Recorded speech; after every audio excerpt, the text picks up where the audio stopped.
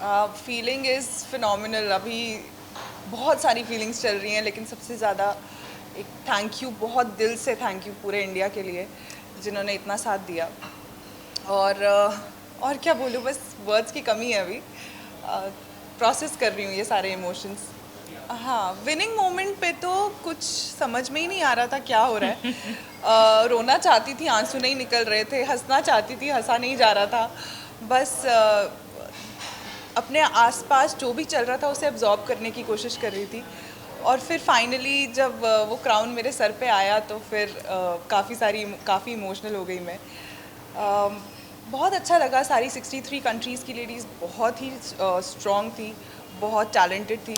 और उन स्पेशली जब कंपटीशन इतना टफ होता है उसके बाद जीतना और अच्छा लगता है। सबसे ज़्यादा मैं अपने देशवासियों को ही याद कर रही थी, क्योंकि मुझे यही था कि अब जब ये न्यूज़ इंडिया पहुंचेगी तो ये कितनी बड़ी खुशी की बात होगी सबके लिए, स्पेशली उन लोगों के लिए जिन्होंने इतना साथ दिया, इतने पूरे एक साल तक मेरा साथ दिया।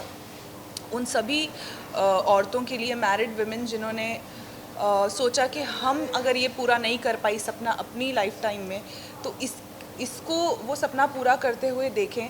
और ऐसा, क्योंकि मुझे उनके मैसेजेस आते रहते थे ये बोल के कि तुम ये कर रही हो, ऐसा लग रहा है हम जीत रही हैं। तो जब वो सपना उनके लिए पूरा किया तो और अच्छा लगा। हम अक्सर बोलते हैं कि शादी के बाद आपकी ज़िंदगी ख़त्म नहीं होती है, शादी के बाद आपकी ज़िंदगी शुरू होती है, पर काफ़ी उदाहरण भी देने पड़ते हैं समाज को।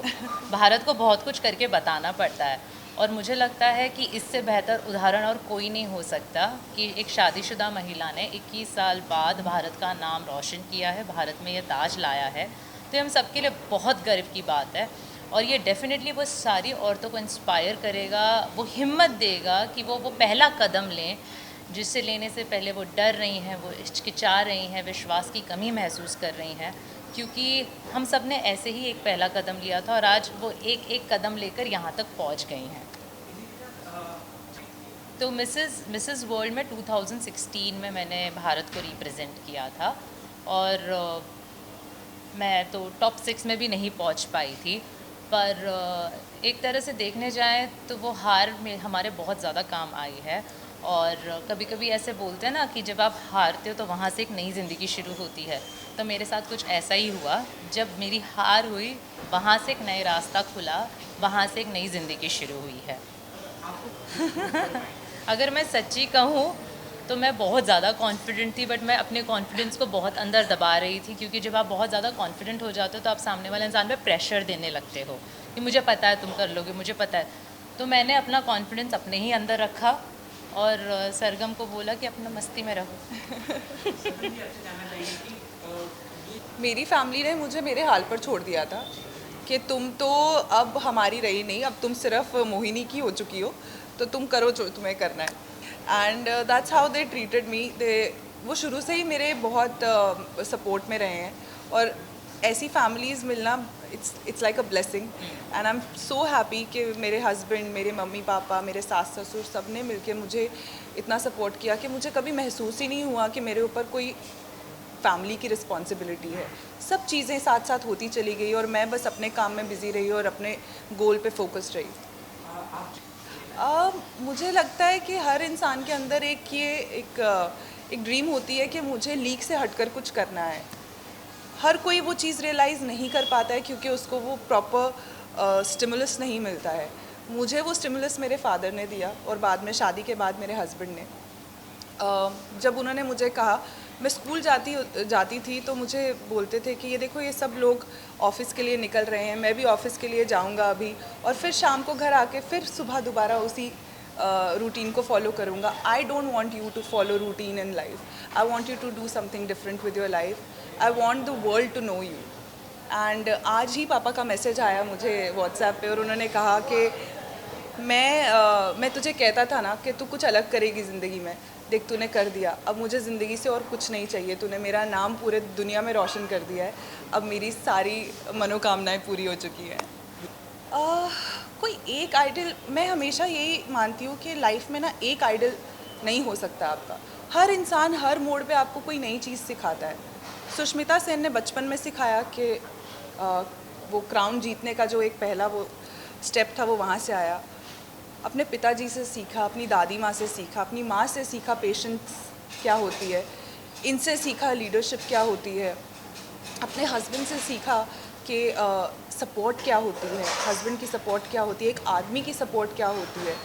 और बस करते करते I think inspiration can not be defined to one person, can not be restrain to one person.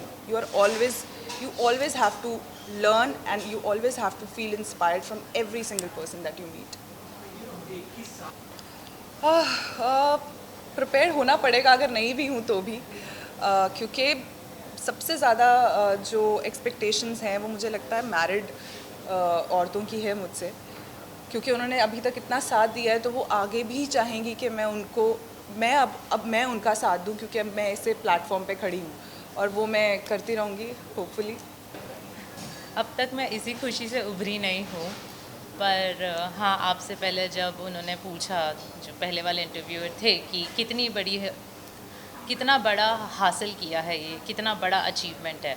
अब बड़ा अचीवमेंट तभी कहलाता है जब 30-40 साल में एक होता है, जब 20 साल में एक होता है तो उसे बड़ा अचीवमेंट कहलाता है. तो अब तक तो ये बहुत बड़ा अचीवमेंट है भारत के लिए. क्यों नहीं, क्योंकि यहाँ तक मेरा सपना था, ये मेरा ड्रीम था कि मुझे इंडिया में मिसेस वर्ल्ड का क्राउन लाना है. और मुझसे पहले भी पूछा गया था कि अगर आपका ये ड्रीम कंप्लीट हो जाएगा तो उसके आगे आप क्या करेंगी. तो मैंने यही जवाब दिया था कि उसके आगे मैं फिर से दूसरी साल वर्ल्ड का क्राउन इंडिया में लाऊंगी. और ऐसा हुआ है, मिस पैजेंट में हुआ है, जब back to back Miss World का क्राउन इंडिया में आया है. तो मिसेस में भी हो सकता है. समय का मिला भी कुछ बोलने का. समय ही नहीं मिला हमें साथ बिताने का. And I know he is very proud and I know मुझसे ज़्यादा खुश है, क्योंकि मुझे खबर मिली थी कि जब उनको पता चला कि मैं जीती हूँ तो एकदम चीख के उन्होंने सब फ्रेंड्स और रिलेटिव्स को फ़ोन कर दिया था. तो I know he is proud and I am happy that I was the reason that he was proud.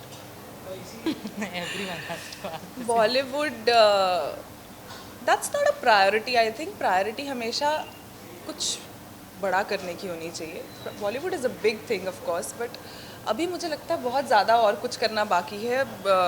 Society में बहुत बदलाव लाना ज़रूरी है. बॉलीवुड वगैरह ये सब होता रहेगा, पहले कुछ हासिल कर लेते हैं. और I just want to say that keep supporting not just me but misses pageants को. आपने मिस पैजेंट्स को बहुत प्यार दिया, बारी है कि मिसेस पैजेंट्स को भी आप उतना ही प्यार दें, क्योंकि जितना सपोर्ट और जितना प्यार मुझे आज महसूस हुआ है यहाँ इंडिया में वापस आकर, मुझे ऐसा लग ही नहीं रहा कि मेरी शादी हुई है. तो और औरतों को भी आप ऐसा फील कराइए कि शादी करके कोई बंदिश नहीं बन गई है, आपके पैरों में कुछ बेड़ियाँ नहीं बन गई हैं, आप कुछ भी कर सकते हो और कितना भी आगे जा सकते हो. You just need that right push, और वो राइट पुश हमारी सोसाइटी ही दे सकती है. तो प्लीज़ कीप डूइंग दैट. मैं यही कहूँगी कि हर मैरिड वुमेन अपनी फैमिली को प्रायोरिटाइज़ करती है, अपने हस्बैंड को प्रायोरिटाइज़ करती है, अपने बच्चों को प्रायोरिटाइज़ करती है. एक बार आप खुद को भी प्रायोरिटाइज़ कीजिए, खुद से पूछिए मेरा सपना क्या है, मैं क्या करना चाहती हूँ, और उसी की तरफ पहला कदम बढ़ाइए.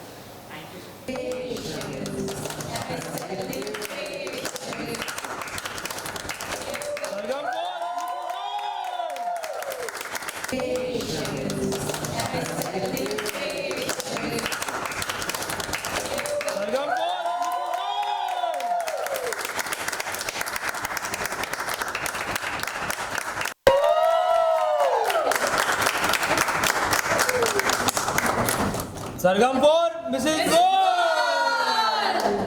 Once more. Now, Mrs. Gold. नहीं प्लीज कृष्णा पिटेगा मैं बता रही हूँ. सरगम नाउ. Mrs. Gold.